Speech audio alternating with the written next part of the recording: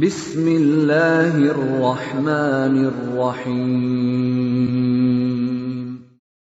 وَلْتَكُنْ مِنْكُمْ أُمَّةٌ يَدْعُونَ إِلَى الْخَيْرِ وَيَأْمُرُونَ بِالْمَعْرُوفِ وَيَنْهَوْنَ عَنِ الْمُنْكَرِ. Assalamualaikum warahmatullahi wabarakatuh. Mantan penzina boleh jadi imam, mantan pembunuh boleh jadi imam. Yang salah adalah ketika dia sholat lalu membunuh, itu tidak boleh.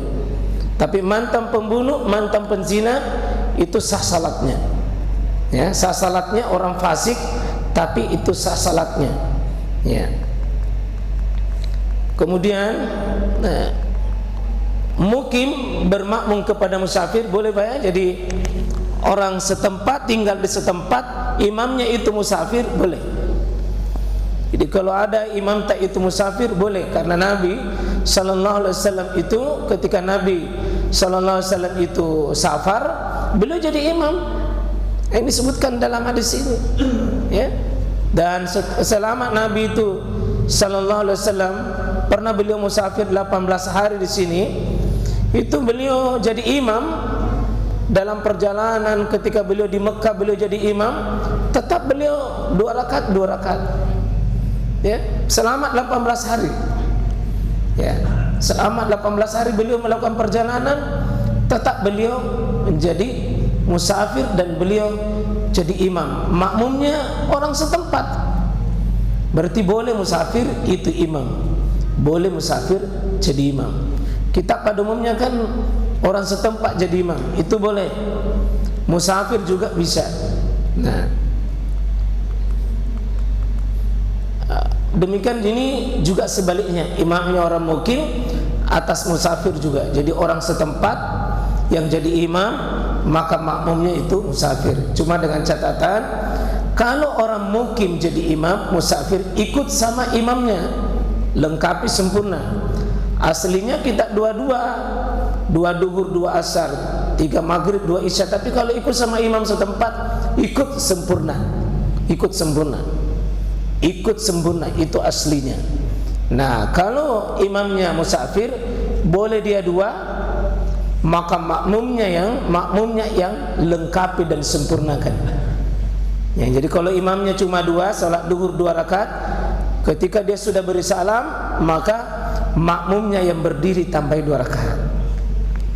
Nah, seperti itu. Jadi insyaallah boleh dua-duanya, jadi bisa jadi musafir, bisa jadi mukim. Itu artinya Pak, kita tidak mesti sama niatnya antar imam dengan makmum. Nah, ini juga jadi seperti ini. Nabi sallallahu alaihi wasallam juga lakukan seperti itu. Nah, kemudian boleh orang sholat fardu bermakmum kepada orang sholat sunnah. Ini boleh Pak. Jadi An-Nawas ibn Jabal kana yusalli ma'a Rasulullah sallallahu alaihi wasallam ul isya al-akhirah.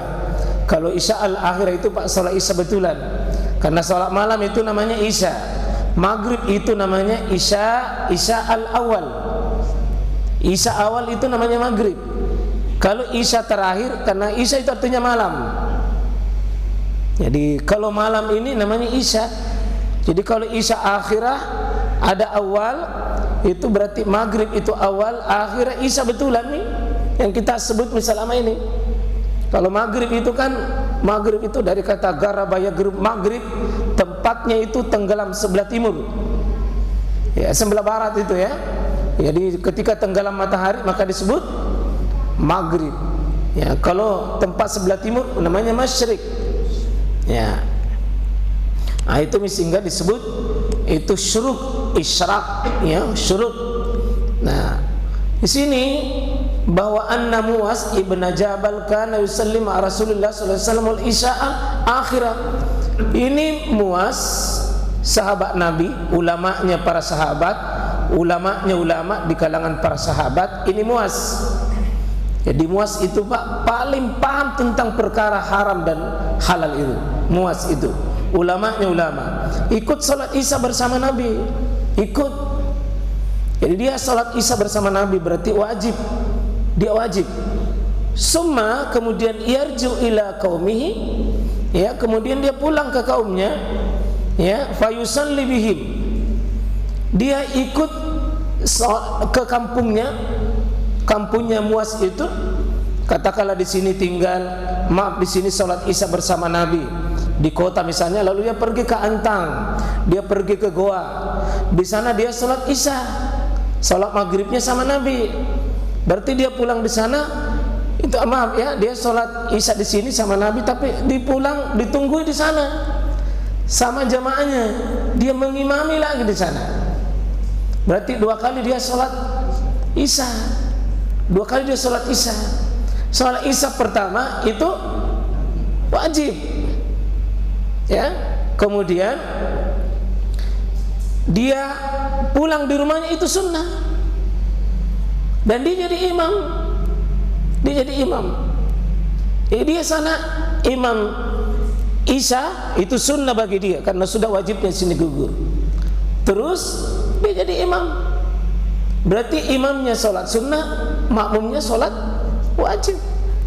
Jadi rumus Pak, imam sholat sunnah, makmum sholat wajib, boleh. Imam sholat sunnah, makmum sholat wajib, boleh. Jadi kalau datang di masjid sudah selesai orang sholat bubar, nah ada orang sholat sunnah di situ, ikut maki saya di sampingnya, ikut di sampingnya saja, berdiri saya di sampingnya, jangan ditepuk. Begitu saya di sampingnya, ikut. Tidak usah kasih tahu, bilang saya mau ikut. Meskipun itu boleh, tidak usah juga ditepuk. Ikut saya di sampingnya. Kalau ada orang ikut begitu di samping, itu artinya mau minta tolong. Yang menghindar, pernah terjadi itu di Takmiru, saya terlambat di sana. Berapa puluh tahun yang lalu, saya sholat di sampingnya, ya, kasih goyang tangannya begini, maksudnya jangan ku ikut saya sholat sunnah, tidak ku peduli, dalam hatiku apapun kau bikin saya ikut saja, dalam hatiku jadi saya tidak bilang, ya. Terus dia maju ke depan, maksudnya itu mau memisahkan diri, ku majui, maju, dia kemudian dia ke kiri lagi, aku maju lagi. Sesudah salam, nak tunggu, kenapa bapak ikut sama saya, saya sunnah. Dan nantiku, kenapa bapak melarang saya, cuma mau ikut. Kenapa mau dilarang? Kan cuma saya tidak aku ganggu jaki. Itu saya pahami betapa jeleknya itu orang sholat sendiri. Betapa jeleknya sholat sendiri kalau sholat 5 waktu Pak. Nabi ini, ya. Nah, kita coba lihat sebaliknya ini Pak. Jadi hadisnya ini Bukhari Muslim, ya, hadis Bukhari Muslim, ya, dari sahabat Jabir bin Abdullah. Nah, ini juga an Jabir bin Abdullah qala kana Muaz yusalli ma'an Nabi sallallahu alaihi wasallam summa ya'ti qaumahu fa yusalli bihim. Ya, jadi ini justru sebaliknya ini. Muaz salat bersama Nabi sallallahu alaihi wasallam, kemudian dia mendatangi kaumnya, kemudian ya dia salat bersama mereka. Berarti imamnya ini orang yang mengerjakan salat sunnah dengan orang mengerjakan salat fardu itu dibolehkan. Ini menurut pendapat yang benar. Satu salat wajib, satu salat sunnah. Satu salat wajib, satu salat sunnah. Ya. Nah, kalau kita datang misalnya di masjid, Pak, kita belum salat isya, makmum imamnya salat tarawih. Salat tarawih bulan Ramadan misalnya, karena macet total dan sebagainya kita tidak bisa keluar, pas singgah ke di masjid orang sudah tarawih, kita belum salat isya, ikut makin niat salat isya di belakangnya, kita niat salat isya di belakangnya, kita salat wajib, dia salat sunnah, niatnya dia tarawih, niat kita wajib, tidak ada masalah, karena pernah dilakukan oleh manusia terbaik Rasulullah, dan para sahabat juga melakukannya demikian. Dan siapa yang kita mau contoh kalau bukan mereka? Dan seandainya itu tidak boleh Pak, pasti Nabi melarangnya, pasti Nabi membimbingnya, dan tidak ada riwayat tentang hal itu. ya, dan ini prosesi wahyu masih berjalan, berarti pasti ini pembenaran tentang bolehnya itu.